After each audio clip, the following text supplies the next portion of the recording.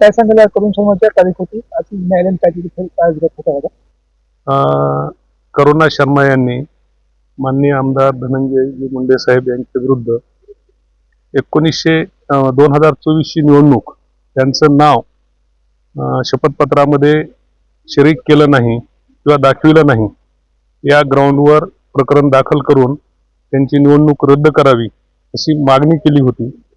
त्याच्याबद्दल मान्य कोर्टाने आमदार साहेबांना नोटीस काढली आणि ते नोटीस काढल्यानंतर सदर प्रकरणामध्ये सामील होऊन ॲडव्होकेट कवडे साहेब हे हजर झाले. त्यांच्यासोबत मीही सहकारी वकील म्हणून हजर झालो आणि त्या प्रकरणामध्ये पूर्ण चौकशी होऊन आणि आर्ग्युमेंट होऊन करुणा शर्मा यांच्या वकील साहेबांचं आणि कवडे साहेबांचे आर्ग्युमेंट मान्य कोर्टाने ऐकून आज त्याचा सविस्तर निकाल दिला आणि त्या निकालामध्ये करुणा शर्माची केस ही पूर्णपणे खारिज करण्यात आलेली आहे. अशा प्रकारे त्या प्रकरणाचा शेवट झालेला आहे. ही तक्रार कशी कोणत्या पद्धतीने करण्यात आली होती?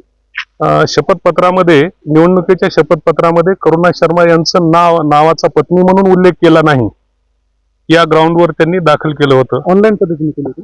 नाही, ऑनलाईन पद्धतीने दाखल केली होती.